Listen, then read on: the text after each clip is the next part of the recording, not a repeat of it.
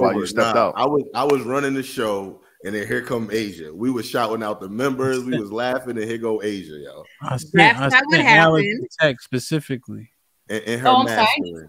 That's not what happened. And so Adrian tried to downplay the POV, and that's why I muted him, and then went on to what Chief had to say. I want to hear from another different man's perspective, and then you came on. All right, I got you. Listen, so has everybody seen that video about with Dr. Umar? I have not. All right. Yeah, I saw it. All right, Gunny, can you give a brief synopsis on what he said if you can? So for the most part, I think the whole synopsis of his interview was that Dr. Umar was saying that the onus and responsibility is on the men. You know, we can make excuses all we want for women, and women are this and women are that, but ultimately the men are responsible for the condition of the Black community. And it's on our shoulders to bear the burden of where we are right now in society. All right, so that's the second part, but what about the part that video there was the conduct of Black women, right? Because it was kind of more long. He hit a couple points, but responsible for the masculine nature or the conduct of those women. And he mentioned that. Yeah, that part. That's the part. That's the part that we were having a back and forth about. Go ahead. As far as the conduct of Black women, Dr. Umar Johnson was saying that for the past 50 years, Black women, they pretty much didn't have a choice to be masculine because they've been running the homes for the past 50 years. And based on the first part of what I said, that's why Black women behave the way that they do. And we should give them more grace when it comes to their attitude, their behavior, and how they conduct themselves with Black men, because they're just reacting to a situation that they pretty much had little to no control over. Yeah. So Alex and I were talking about it. One of the things I was saying was that may be true for the heifers that got kids, but all of them got an attitude. And all don't mean all, but what about the ones that have an attitude, that stereotypical Black female woman attitude, and they don't have no kids? They not running a household. They just come across like that. How does that speak for them? That's what I was trying to understand. Why did everybody get to buy into that stereotype and they don't even got no fucking kids? That was what I was saying. So when I brought the clip to the chat, why your voice so shaky? You straight? Don't do that. Don't be child. No, when I brought the conversation to the chat, I was speaking from the perspective of us always having the conversation about men are supposed to be leaders, men are supposed to be this, and men are supposed to be that. And for me, what I was saying was that, well, if y'all are the leaders, then y'all are responsible for why we are behaving in this manner. Are you not? I heard you scapegoat. Yeah, I heard you. I heard you run from the 4-letter word known as accountability. But for how long have y'all been so-called independent and doing this shit on your own? Y'all couldn't learn on your own to not conduct yourself in such a way that makes you undesirable? Hamp, y'all are the leaders, right? Hey, so I'm not fucking playing with her. I'm treating her like she's from the Caucasus Mountains of Georgia, Russia. Go ahead. I was talking over you. What'd you say? If we're out here running amok, it's on y'all, right? Y'all are the leaders, right? So then be the lead. Do better. That's the point of the statement I was making. Let me ask you a question about following. Do people choose to follow? Do you have to make a decision to follow, or we need to force you?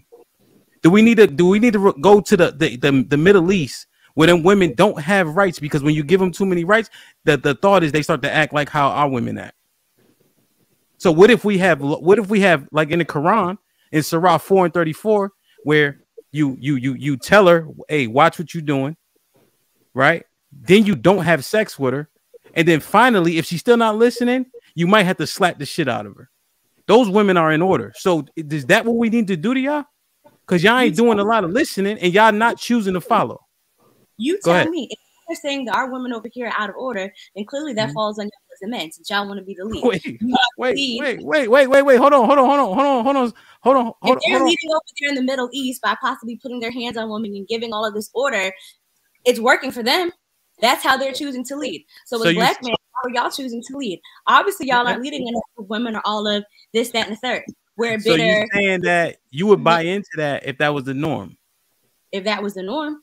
And it's effective. So you agree with it? If that was the norm, and if that is what we're used to, then yes. What about the fact that it's effective, though? But those women don't have all the rights, though. Ain't you like a feminist or some shit? Don't you like want women to be able to fuck whoever they want and all that type of shit? Listen. That's what we're not going to do. Don't stutter. Stick to what I said, Hamp. I said if y'all are the leaders, then y'all need to go ahead and I guess clearly y'all need to get us back in order. Then y'all aren't doing that. She's playing devil's advocate. Going back to what Umar was saying. Gunny. No. Because going back I feel like Jason in this motherfucker right now. You'll feel like nothing. Because I know you had your little time. I'm not exactly sure what triggered you in the conversation, Hamp, but here we are. I'm just saying. Look at the bobblehead over here, Gunny. You see it? She nodding just the fucking nod. All Alex said was, "I'm hungry." No, I'm agreeing with her. And when I can jump up in there, I'm gonna jump in there. That's so hungry. Come on, man. That shit like Beavis and Butthead. It's not funny when you said it either. Like it's not funny when that shit like Beavis and Butthead though. You just nodding. She didn't even say shit. You don't want to take y'all not taking accountability. When we have these conversations and black men sit there and say black women aren't agreeable, where we have attitudes, we're too independent, so forth and so forth. That is what Dr. Umar is speaking to. Okay. But they are like this for a reason. But as men, it is y'all responsibility to get things back in order, and y'all are not. No, so all jokes aside, though, right? His premise was you guys had to lead for so long, but it falls apart because a lot of the women who are still out of order don't have children. They're not leading households. It's just like the conduct overall is unbecoming. And so you guys want us to like somehow reverse that and reverse engineer that. But how, if you guys aren't willing to follow us in the first place? If every time we have a conversation, you said, prove to me that you can do X, Y, and Z. And I was using the Middle East, but they don't have to prove it. It's assumed that they're the leader. In the East Indian, it's assumed that he's the leader, right? But we got to fight y'all for you to maybe take a back seat sometimes. Or like when you said, Alex, I'm going to pray that the Most High changes mine. That's crazy a little bit, right? That kind of goes right against you willing to follow, right? And I know you guys cleared it up. Isha cleared it up, but initially that was the thought that you let out first. So how do we combat all of that? That's a lot of shit. Plus, you can stand on the fact that people think that black men ain't shit and we don't take care of our kids and all that, which is not true, but that's the stereotype. Like I said beforehand, if y'all have to lead. If you want us to go ahead and you want us to fall in line, whether a woman has children or not, right? Because you also speak about the women who don't have kids. She can't get a man. She's gotten to this particular point age and she's in her 30s or 40s. She doesn't have a man. Now she's trying to compete with these younger women. Her eggs are spoiled, all of these other things. Okay, well, why did it take her so long to get there? Did she not feel safe under the covering of a man? Was there no man at that point good enough to be able to lead her where she wanted to go ahead and submit?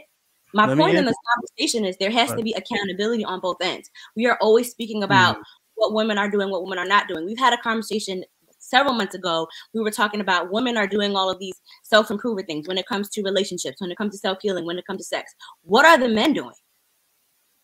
Where's the accountability come at? And that is the overall.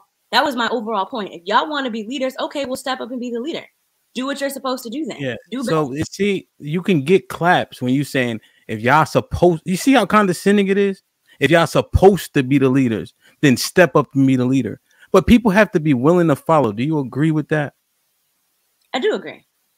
So, do you think that black women are agreeable in that way right now as we speak? I think as a whole, no. But I think that comes. Wait. No, you okay? So now, what type of work are you guys doing so that you can become more agreeable, so that we can actually have somebody to lead? Because you're talking about you watching sex tapes and shit like that. I don't give a fuck. I can teach you how to have sex with me. That ain't no self-improvement bullshit. But what are you guys doing to start listening more? Stop talking over us. Stop using sign language. Right? Like you said in the chat to me for no reason, and you know me, fragile masculinity, because we just having a bullshit argument in the chat. Me? That don't I even put make a question sense. mark on it. Asking, is this wait. No, so we just talking in the chat, right? But you know a lot of pussy niggas you never said that to. So why say it to me? That don't even make no sense. Hamp, did you feel personally attacked when I said masculine fragility? You said fragile masculinity. I said it didn't even have a place in the conversation. Question mark, because you ignored it. But watch this. That's what the men were talking about yesterday. That's always done. There's a little shot or a jab, right? And we call it sign language that you guys try to act like, oh, that wasn't on purpose. I wasn't trying to create a gotcha moment, but we all know that's what actually happens. Or at least that's a sentiment. Wait a minute. So let me get this straight. Let me get this straight. I didn't finish my last word, but somehow you were rebuttaling what I was just saying. This ain't even a conversation no more. Hamp, ask me why I asked that. Why I put that in the chat. Sorry, did you say ask or ax? Ask. A-S-K. Ask me why. Why'd you put that in the chat?